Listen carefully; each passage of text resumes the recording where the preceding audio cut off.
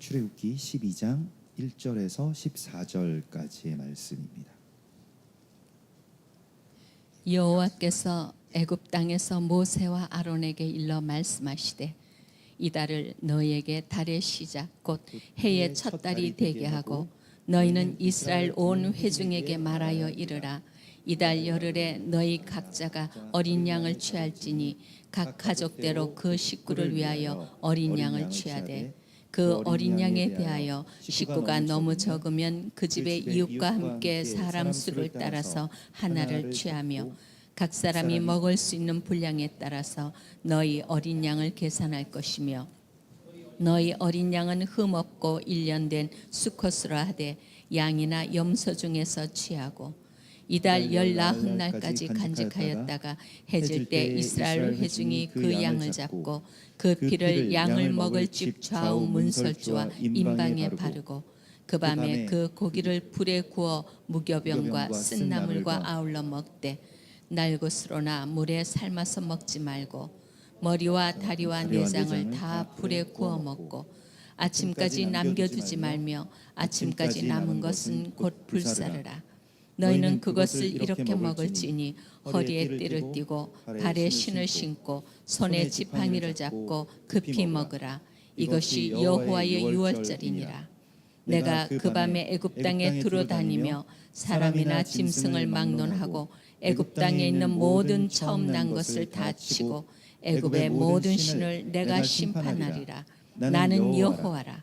내가 애굽 땅을 칠 때에 그 피가 너희가 사는 집에 있어서 너희를 위하여 표적이 될지라.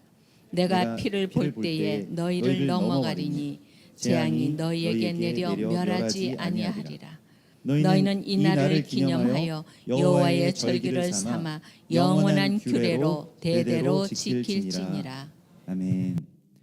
우리가 6월절 지금 이제 그 6월절을 맞이하고 있습니다. 6월절은 또 그 전부터 한 일주일 전부터 이제 준비하는 그런 그 절기이기 때문에 우리가 이미 6월절에 들어왔다고 할 수가 있겠죠.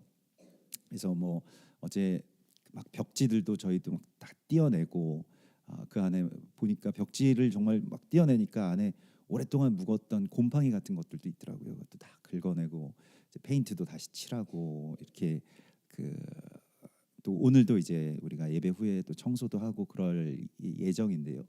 그렇게 우리 스스로를 정결하게 하고 또 예전에 아주 켜켜이 우리를 둘러싸고 있었던 그 많은 것들, 특별히 그것이 이 애굽이라고 이렇게 그 일컬어지는 애굽 미츠라임이라고 하거든요. 우리를 둘러싸고 있는 것들로부터의 탈출이 그 시작되는 날이 바로 6월절의 절기입니다.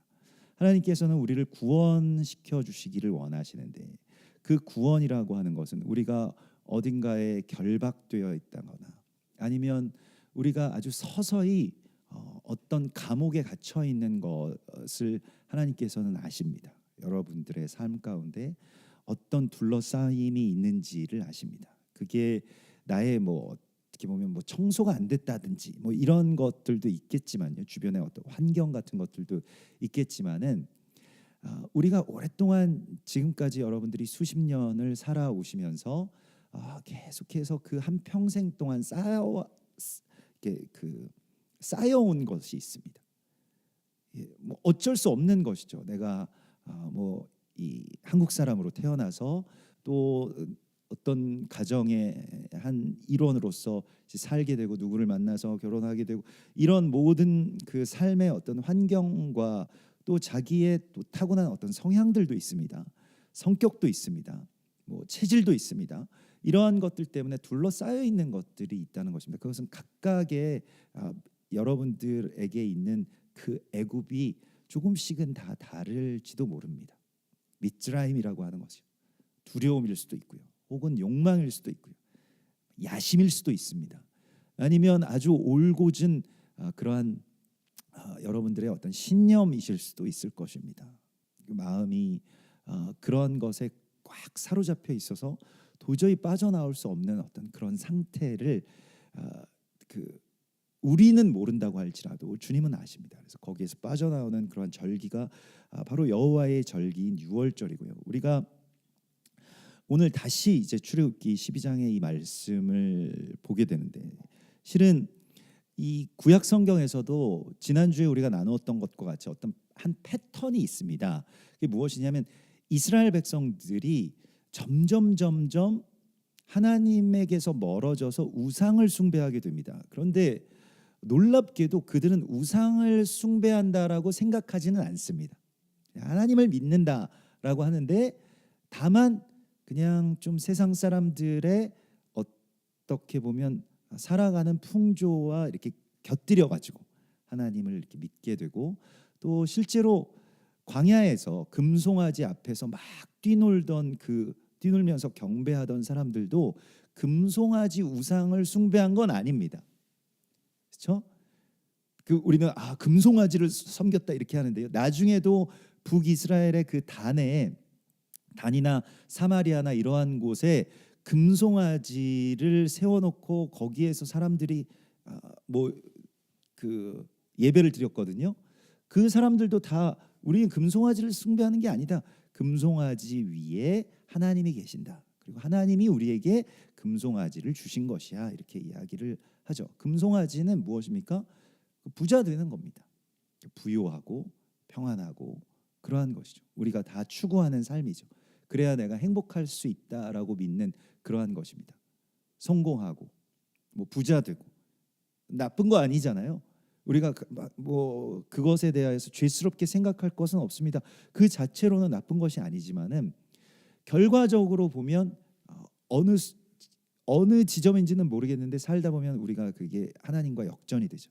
그래서 결국 그게 하나님이 되고, 그러면서도 우리는 계속 당연히 나는 하나님을 섬기지 이렇게 생각하는 그 미츠라임에 둘러싸이게 되는 것이죠. 그것을 다시 바로잡는 것이, 다시 회복하는 그러한 절기가 바로 이 유월절의 절기가 되겠습니다. 그래서 그 달이 해의 첫 달이 되도록 하라라고 하는 것은 이제 새로운 세계로, 우리가 새로운 나라로 돌이키라라고 하는 하나님의 말씀이고요. 주님께서 우리 안에 오셔서 우리의 전부가 되시는 그러한 절기, 또 그러한 시간을 우리가 맞추는 것입니다. 특별히 이 유월절의 절기가 중요한 이유는 모든 절기의 시작점이고요. 하나님의 나라에 우리가 하나님의 백성으로서 살 뿐만이 아니라 그 아들로서 살아가는 어떤 첫 번째의 시작점이기 때문에 그렇습니다. 그래서 대적은 굉장히 유월절 지키는 것을 싫어했고요. 우리가 지난주에는 히스기야 왕의 이야기를 보았습니다. 또 그 구약에서 히스기야 왕과 더불어서 그 절기를 회복한 왕 가운데 대표적인 왕이 요시야 왕이죠. 요시야 왕도 절기를 회복하였는데, 요시야 왕이 절기를 회복했을 때는 아예 사람들이 우리처럼요, 오늘날의 기독교처럼 토라를 잃어버렸습니다. 그러니까 토라의 말씀이 어딘가 있었는데 사람들이 펼쳐보지도 않았던 그런 시대예요. 성전을 보수하다가, 성전을 깨끗하게 하다가 어딘가에 어떤 한 레위인이 감추어 놓았던 봉인된 그 토라를 찾죠. 토라가 우리를 작은 그런 책처럼 만드는 토라도 있지만, 대부분의 경우에는 고대의 그 토라들은 스크롤입니다. 그래서 굉장히 크죠. 근데 그거 어딘가에다가 숨겨 놓았는데, 그걸 아마도 막 그 벽 안에 봉인해 놓았을 것입니다. 근데 그거 이렇게 뜯어내고 하다가 이제 그걸 발견해서 그걸 펼쳐 보니까 유월절의 규례가 나온 거예요, 토라에. 그래서 요시야 왕이 우리 이거 그 말씀대로 하자라고 해서 열왕기하 23장 21절에 보면, 왕이 뭇 백성에게 명령하여 이 언약책에 기록된 대로 너희의 하나님 여호와를 위하여 유월절을 지키라라고 명령을 합니다. 그래서 요시야 왕 때에 다시 유월절이 회복이 됩니다. 하나님의 명령대로, 이것은 우리의 유월절이 아니라 여호와의 유월절이기 때문에 이 유월절을 지키라라고 해서 요시야 왕이 18번째 통치 해에 이 유월절이 회복되는 것을 우리가 봅니다. 자, 유월절을 대적이 굉장히 싫어하는데요. 왜냐하면 유월절은 십자가의 그 보혈의 능력이 회복되는 날이기 때문에 그렇습니다. 그러니까 보혈의 능력을 잃어버린 기독교는 그냥 단순히 종교가 될 뿐이기 때문에 보혈의 능력을 우리 각 개인 한 사람 한 사람이 회복하는 것을 대적이 아주 끔찍이도 싫어했습니다. 그러니까 정말 너무너무 싫어한 것 같아요. 그래서 유월절을 빼앗아 갔죠. 여러분, 오늘 하나님께서 우리에게 이 유월절에 대한 규례에 대해서 어떻게 말씀을 하셨습니까? 오늘 14절에 너희는 이 날을 기념하여 여호와의 절기를 삼아 영원한 규례로 대대로 지킬지니라. 이 말씀이 신약에서 폐하여졌습니까? 누가 폐했습니까? 예수님께서 이 말씀을 폐하신 적이 있습니까? 예수님께서는 돌아가시기 전날 바로 그 당일날까지 유월절을 지키고 돌아가셨죠. 폐하시지 않았습니다. 뭐 어떤 사람들이 사도 바울이 그 구약의 토라의 규례, 절기 규례를 폐했다, 뭐 어떤 말씀들을 뭐 잘못 오독해서 그렇게 이야기를 하곤 합니다만 사도 바울이 그런 적이 없습니다. 절기가 폐해진 것은 늘 말씀드리지만 콘스탄티누스 때고요. 콘스탄티누스는 태양신의 그 미트라교를 이 기독교 아주 이 언더그라운드에서 아주 지하에서 막 이 황제권을 위협할 정도로 성장하고 있었던 이 기독교라고 하는 종교를 그냥 아주 보편적인 로마의 어떤 통치 수단으로 삼고자 했습니다. 그래서 카톨릭이라고 하는 말을 쓰면서 기독교를 그렇게 수면 위로 끌어올렸죠. 그러면서 많은 것들을 보편화시켰는데, 카톨릭의 보편적인이라는 뜻을 갖고 있지 않습니까? 그래서 보편화시켰는데 그 보편화시킨 것 가운데 절기를 폐하는 것이 너무 강하게 들어가 있었던 것입니다. 그래서 절기를 지키지 말아라. 그래서 그 미트라교의 절기를 여호와의 절기와 대신했습니다. 콘스탄티누스에게 누구도 그런 권세를 준 적이 없음에도 불구하고 콘스탄티누스 그것을 행했는데, 그게 이미 지금은 보편화되어 있기 때문에 다시 유월절을 지키자라고 하는 것이 굉장히 이상하게 생각이 되고, 그 이후에도 유월절에 대해서 유월절을 지킨다라고 했을 때에 군대를 보내서요. 콘스탄티누스뿐만이 아니라 그 뒤에 이어지는 황제들도 기독교가 어떻게 해야 능력을 갖게 되는지를, 황제권을 대항할 정도의 능력을 갖게 되는지를 알고 있었습니다. 보혈의 권세가 성도들에게 회복된다라고 하는 것이 어떤 일인지를 우리는 잘 몰라도요. 오히려 우리는 잘 몰라도요. 권세를 가진 자들은 동물적인 감각으로 너무 정확하게 알고 있었어요. 그래서 다시 기독교가 이 거짓된 것을 대항해서 이 성도들 한 사람 한 사람이 그리스도 예수와를 기념하게 되는 것이 무슨 의미인지를 오히려 대적이 너무 정확하게 알고 있습니다. 그래서 콘스탄티누스나 뭐 그 뒤에 이어지는 유스티니아스 아누스라고 하는 그 황제는 유월절을 지키는 그 교회들, 뭐 이렇게 좀 자기 로마 령에 있는 교회들에게 군대를 파병을 할 정도로, 군대를 파병해서 거기를 진압시킬 정도로 유월절을 못 지키게 했습니다. 그래서 유월절마다 막 군대가 막 교회에 들어와서 지키고 있고 유월절 못 지키도록 그렇게 했다라고 하는 것이죠. 뭐 뒤에 이어지는 여러 그런 일종의 교회의 어떤 결의들, 카톨릭 교회의 결의들을 보면 유월절을 향한 상당한 투쟁들이 있었음을 보게 됩니다. 그리고 대부분은 유월절을 지키다가 죽었죠. 왜 이 유월절 가지고 왜 이마만큼의 어떤 큰 싸움들이 일어나는가를 우리가 생각해 봐야 됩니다. 대적이 굉장히 민감하게 구는 부분이 여기에 있기 때문에 그렇습니다. AD 345년의 안디옥 종교회의에서는 유월절을 지키는 교회의 어떤 집사나 감독들은 유월절을 만약에 지킬 경우에 교회로부터 파문을 받고 저주를 당한다. 실제로 이 유월절을 지키는 수많은 신실한 교회의 지도자들이나 집사 감독들이 이제 파문을 당하죠. 그리고 실제로 저주를 받은 기록들이 있습니다.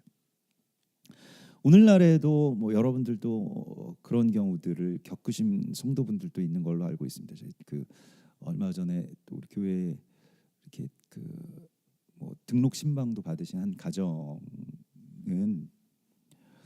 이스라엘에 대해서 말씀 때문에 이스라엘에 대해서 알게 되고 이스라엘을 품게 되고 또 절기에 대해서 막 사모하는 마음이 정말 뭐 히스기야나 요시야 왕처럼 이렇게 막 들어와서 그거에 대하여서 교회에서 이렇게 좀 아주 중추적인 역할을 하고 계신 가정이었는데 그거에 대해서 그 자기 공동체 뭐 순이라고 하나요? 뭐 그런 공동체에서 그러한 것들을 나누었다가 이제 교회에서 아주 공식적으로 이제 뭐 파문처럼 이렇게 나가고 심지어는 이제 뭐 성도들과의 어떤 연락 금지 뭐 이런 것까지 아예 공식적으로 재단에서 선포가 되셔가지고 되게 마음도 아프고 그래서 울면서 성도분들이랑 또 자기 동역자들이랑 오랫동안 정말 사랑으로 섬겨왔던 교회가 자신을 저주하니까요. 또 이스라엘 품고 절기를 지키고 이러한 것들 때문에 저주하게 되니까요. 그리고 그 개인적으로도 그 교회의 뭐 목사님과도 아주 개인적으로도 오랫동안 인연이 있고 막역한 어떤 친분이 있던 그런 관계였음에도 불구하고 이런 저주를 받으셨다는 거예요. 그래서 그때 그 지지난 주에 그렇게 신방하면서 그런 말씀들을 들으면서 해산하고 또 부정하게 된 여인 그 신부에 대한 이야기와 같이 연결돼서 좀 이 감사하기도 하고 또 안타깝기도 한 그런 마음들이 많이 있었습니다. 지금도 그런 싸움들이 뭐 예전에 안디옥 회의에서 종교 회의에서 일어났던 그런 일들이 오늘날의 기독교에서도 계속해서 일어나고 있죠. 어떤 누구도 여호와의 절기를 폐하지 않았습니다. 그 누구도 폐하지 않았어요. 아니 그래서 뭐 하여튼 사도 바울이 뭐 그런 적이 뭐 있는가 이런 것에 대해서 오독하시는 분들도 사실 사도 바울도 그런 권위를 갖지 못하죠. 왜냐하면 이게 이 규례가 너희 대대로 지킬 영원한 규례니라라고 오늘 이 출애굽기 12장에서 말씀하셨기 때문에 이거를 뒤바꿀 정도의 권위, 하나님이 정말 직접 오셔서 예수와께서 그렇게 말씀하셨다면 모를까. 그 누구도 어떤 사람도 어떤 단체도 어떤 교황도 어떤 황제도 이것을 바꿀 수 있는 권한은 없습니다. 이거는 말씀에서요. 근데 우리가 오랫동안 사람들이 뭐 태양신의 아내 역할을 하는 그 뭐 시대마다 이름은 다릅니다만 아슈테르라고 하는 그 다산의 여신이 알 깨고 나온 날을 부활절, 고난주간, 그 유월절 다 합쳐가지고 그날을 봄절기로 기념한다라고 하는 것을 지킨다라고 하는 것은 생각해 보면 끔찍한 일입니다. 정말 생각해 보면 너무 끔찍한 일이고요. 막 소름 끼치고 정말 혐오스러운 일입니다. 그런 날을 우리 가운데 주면서 이 세계 안으로 들어오라고 했던 것에 대해서요. 여기에 대해서 목숨을 걸고 저항한 성도들도 있었지만은 대부분 우리처럼 그냥 시대가 이러니까 그냥 좀 좋은 게 좋은 거 아니겠어? 그렇게 살아가는 것이죠. 우리가 하나님을 믿는데 내 삶에 뭔가 조금이라도 손해가 온다, 피해가 온다, 뭐 핍박이 온다 이런 것들에 대하여서는 좀 그냥 좀 맞춰가면서 둥글게 살자 이렇게 돼서 지금까지 대적이 마음대로 우리에게서 빼앗아간 게 있는데요. 사실은 이렇게 되었을 때에 일어나는 폐해는 무엇이냐면 십자가의 능력, 보혈의 권세를 잃어버리게 된 것입니다. 그 보혈 권세가 없어 사라진 그냥 기독교는 종교로 전락해버려요. 교양적으로 딱 적그리스도가 통치하기 좋은 사회가 되어버립니다. 세상이. 그냥 유일신교라고 하는 것은요, 그냥 한 사람을 계속해서 어떤 신격화하는 것에 최적화되어 있잖아요. 근데 거기에서 다 우상 숭배가 나오고요. 거기에서 다 제국의 통치가 나옵니다. 그러하기 때문에 우리 기독교는 물론 유일신교지만 한 하나님을 섬기지만은 그러나 그 한 하나님을 그냥 종교적으로 숭배하는 데에 그치는 종교가 아닙니다. 그건 종교죠. 그러나 기독교는 무엇입니까? 이 일을 행하여 나를 기념하라라고 하는 그리스도 예수와의 보혈의 권세를 우리가 받아서요. 우리가 그 권세를 행하면서 살아가는 것입니다. 생명 안에서 우리가 왕노릇하게 돼요. 그런데 대적이 그러면 이 왕권을 가진 대적이 견딜 수가 없게 되는 것이죠. 거기에 대해서는. 그렇기 때문에 그냥 하나님을 숭배하는 종교로서 아주 미혹적이죠.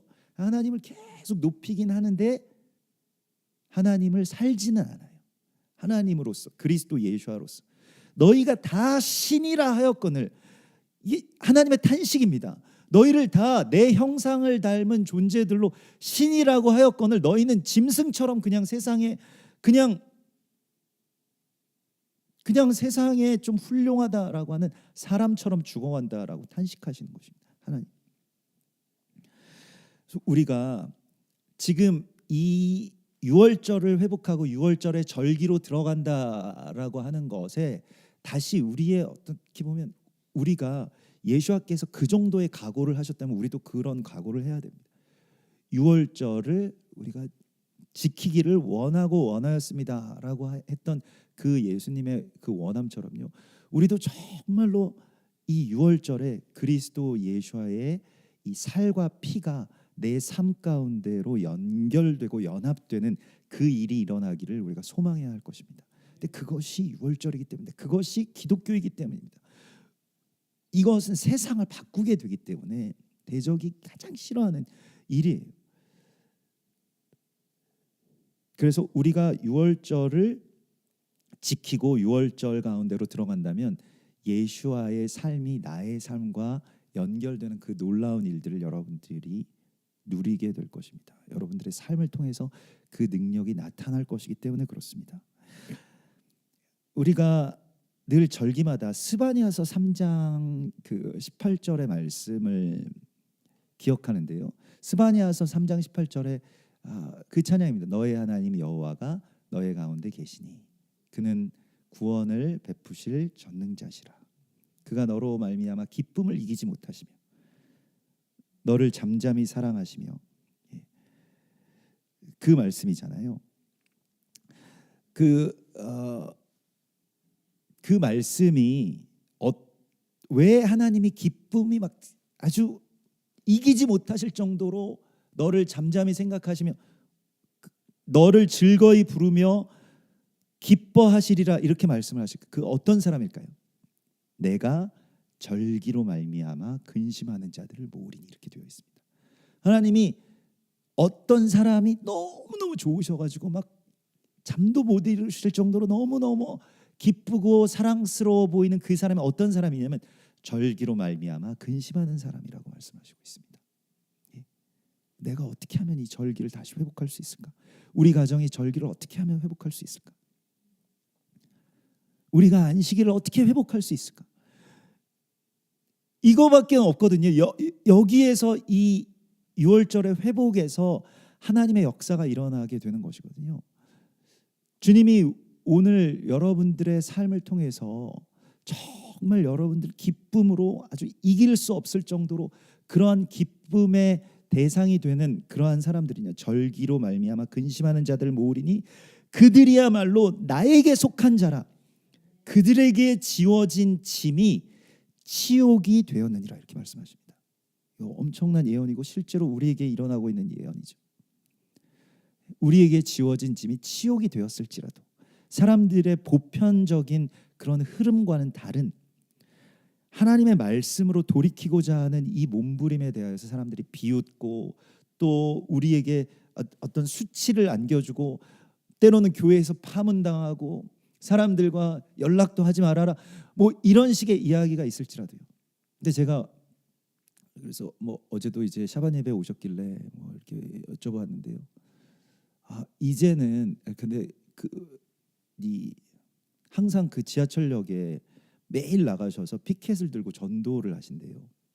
근데 피켓을 들고 전도를 하시는데 거기에 한세 사람 메시지가 빼곡하게 쓰여져 있습니다. 우리 유대인과 이방인이 그리스도 예수 안에서 하나가 되는 한세 사람, 우리가 이것으로 돌이켜야 됩니다. 이런 메시지가 빼곡히 써 있어요. 그래서 그거 들고 큰 피켓 들고 그렇게 그 전도를 하시는데 교회 다니시는 분들이 이제 물어본다는 거예요.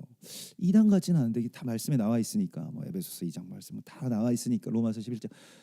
그래서 또 이단 같잖아요. 근데 이단이 아니라고 하는 건 알겠는데 이렇게 전도를 하시는 분이 처음 봤으니까 보통은 그냥 예수 천당 불신 지옥밖에 없는데 거기에 이제 한세 사람 메시지가 있으니까 계속 유심히 보시면서 물어보신다는 거예요. 근데 그때마다 그 교회가 어디십니까?라고 이렇게 물어보는 꼭 한두 분은 계신데요. 매일 나가시는데 그 지하철역 화곡역에 매일 나가시는데 금요일에는 온 가족이 나가고 딸들이랑 다 같이 나가서 전도하시는데 꼭 물어보시는 분이 계신데요. 그때마다 저 용인에 있는 한세 사람 교회 나가요. 이렇게 말씀하실 수 있어서 너무 기쁘시다는, 너무 좋다는 거예요. 당당하게 이제는 말할 수 있다고. 전에는 당신들 그 섬기시던 교회에서는 이제 그런 것들이 안 되니까 교회 이름도 뭐 밝힐 수가 없고 그랬는데 용인에 있는 한세 사람 교회 나가고요. 우리 교회 목사님은 강대희라는 분인데요.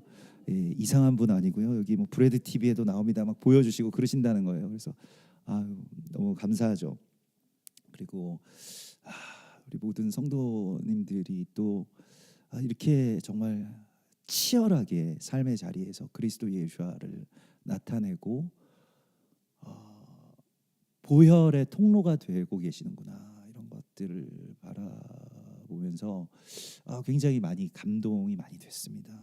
정말로 6월절로 들어간다라고 하는 것에 대해서 너무너무 이제 사모하는 마음으로 이제야말로 이제 절기로 마음 편하게 들어갈 수 있어서 너무 기대가 많이 됩니다. 이렇게 말씀을 하시더라고요. 그래서 그러시면 또 우리 교회에서 이번에 같이 모여가지고 6월절을 못 지켜서 좀 어떠실까 그랬는데 오히려 가정에서 또 같이 이렇게 그 예전에 그렇게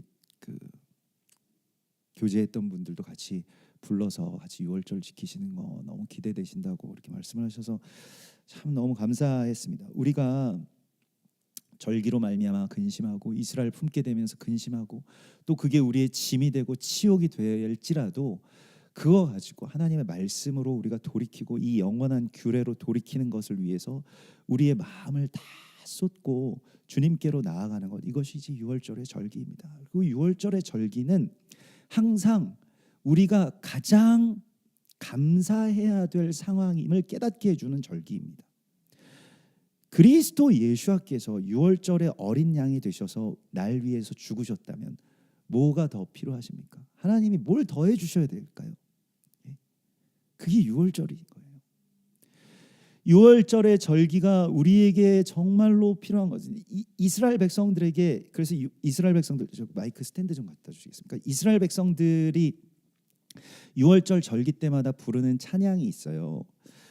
10가지의 재앙들을 막 이야기하면서 우리 좀 그 6월절 세대를 우리가 내일 할 거지만은 그 세대의 순서들 중에서 이렇게 그 잔에다가 손가락을 넣어가지고 이렇게 테이블에다가 이렇게 뿌리면서 그 피와 10가지 재앙에 대해서 할 때 그래서 요거 좀 빼면 안 될까? 뭐 이렇게 엄마들이 싫어한다고. 그 잔에다가 손가락 넣는 것도 이게 깔끔하신 분들은 기겁을 하실 건데 또 그거를 또 테이블보에다가 또 잘 세팅해 놓은 거에다 또 뿌리고 이러면은 근데 이제 10가지의 재앙에 대한 그런 뭐 순서들이 있고 그걸 기억하는데 그거 하면서 이제 그런 이 10가지 재앙들에 대해서 이야기하면서 찬송을 부르는 게 있습니다. 찬송이 보통은 시편 113편에서 114편, 115편까지 이렇게 시편도 읽고요. 그러니까 거기에 시편 그 시편 가운데 하나가 우리 유명한 찬양이면 해 뜨는 데부터 해 지는 데까지 그 찬양 그렇게 그냥 찬양하시면 되는데 제가 내일 뭐 또 온라인으로 다 안내를 같이 이렇게 진행을 할 겁니다. 그래서 그렇게 하시면 되는데 찬양 가운데 그런 찬양이 있어요. 다이에누라고 하는 찬양이 있습니다. 근데 그걸로 좋게, 그걸로 충분해, 그걸로 만족해, 이런 찬양입니다.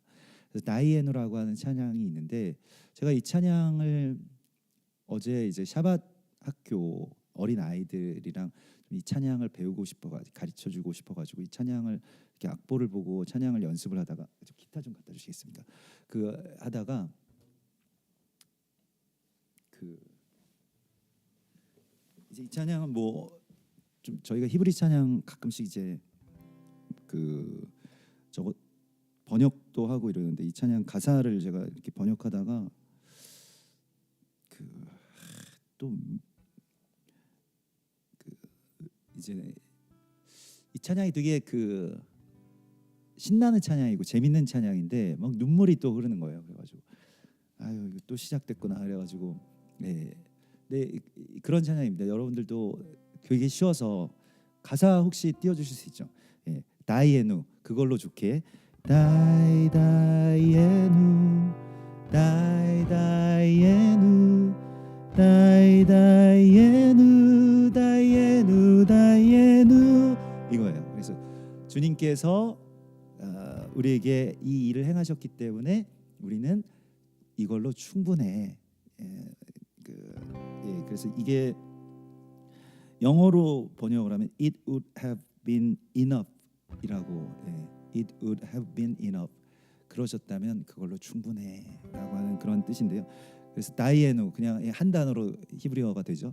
다이에누 다이에누 다이에누 다이에누 다이에누 다이에누 다이에누 다이에누 다이에누 다이에누 다이에누 가사가 1절 가사가요. 일루 오시아누 오시아누 미미트라임 오시아누 미미트라임 다이에누 다시 한번 해볼까요? 일루 오시아누 오시아누 미미트라임 오시아누 미미트라임 다이에누 다이에누 다이에누 다이에누 다이에누 다이에누 다이에누 다이에누 다이에누 다이에누 다이에누 다이에누 생각해 보십시오. 여러분들이 그 둘러싸인 미츠라임에서 빠져나오셨다면 그걸로 충분합니다. 내가 비진리 또 유월절도 알지 못한 채로 그냥 대적이 던져놓은 그 조작에서 빠져나올 수 있었다면 그걸로 우리에게는 너무 충분할 겁니다. 그래서 그걸로 충분해, 그걸로 충분합니다라고 하는 그런 뜻이고요. 또 2절 원래는 이제 뭐 2절, 3절, 4절, 5절, 6절, 7절 이렇게 있는데 이거 5절인데 대표적인 한 절인데 무엇이냐면 일루 나탄야누 나탄야누 에타토라 나탄야누 에타토라 다이 다시 한번 일루 나탄 나탄야누 나탄야누 에타토라 나탄야누 에타토라 다이에누 다이에누 다이에누 다이에누 다이에누 다이에누 다이에누 다이에누 다이에누 다이에누 다이에누 다이에누 주님께서 우리에게 토라를 주셨다면 그걸로 충분해라는 뜻입니다. 우리가 잃어버렸던 토라를 다시 되찾았잖아요. 토라는 그냥 구약에 지나간 예수와께서 폐하신 그러한 철진한 율법이 아니라 예수와께서 완성하신 그 삶이라고 하는 것을 우리가 알게 됩니다. 그래서 우리가 토라 포션 통해서 또 이 절기도 회복되고 또 이렇게 살게 되었는데 이걸로 충분합니다. 이거에 더 이상 뭐 바랄 게 있겠습니까? 그래서 제가 한국말로 번역을 했는데 히브리어로 하시다가 나중에 집에서 한국말로도 해보시면 좋겠어요. 우릴 모두 애굽에서 건지셨다면 만족해. 다이다이에누 다이다이에누 다이다이에누 다이에누 다이에누 다이에누 다이에누 다이다이에누 다이다이에누 다이에누 다이에누 주님께서 주셨다면 우리에게 이 토라를 주셨다면 만족해. 다이다이에누 다이다이에누 다이다이에누 다이에누 다이에누 다이에누 다이에누 다이다이에누 다이다이에누 다이에누 다이에누. 아멘. 그 유월절의 그 밤에 아직 출애굽하기 전에 이스라엘 백성들에게는 허리에 띠를 띠고 지팡이를 잡고 서서히 양식을 먹으라고 말씀을 하셨죠. 유월절 세대를 하라고 말씀을 하셨죠. 근데 그 이후에 출애굽한 백성들이 유월절을 지킬 때에는요, 다 풀고 거의 반쯤 누워서 옆에 있는 가족들, 식구들의 어깨나 가슴에 얼굴을 기댄 채로 반쯤 누워서 이 세데르를 하라고 말씀을 하셨습니다. 예수와께서 잡히시던 날 그 밤에 가룟 유다는 그렇게 앉아서 먹을 수가 없었어요. 그러나 요한은, 예수와의 사랑하는 요한은 그럼에도 불구하고 그 긴박하고 어렵고 위기 앞에 있는 그 상황 가운데서 예수와의 가슴에 얼굴을 기대어서 반쯤 누운 채로 앉아 있었다고 되어 있습니다. 예수와께서 세데르를 진행하셨다면요, 예수와의 왼쪽에는, 사람들이 보기에는 오른쪽이지만 왼쪽에는 빈 자리였을 것이고요, 거기는 엘리야의 자리입니다. 예수와의 오른쪽에 앉은 제자는 제일 나이가 어린 제자였을 것입니다.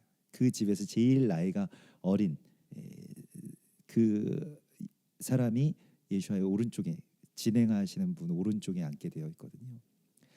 거기에 반쯤 누워서 예수와께서 이루시는 유월절을 바라보고 있었던 그 제자가 되시기를 축원합니다.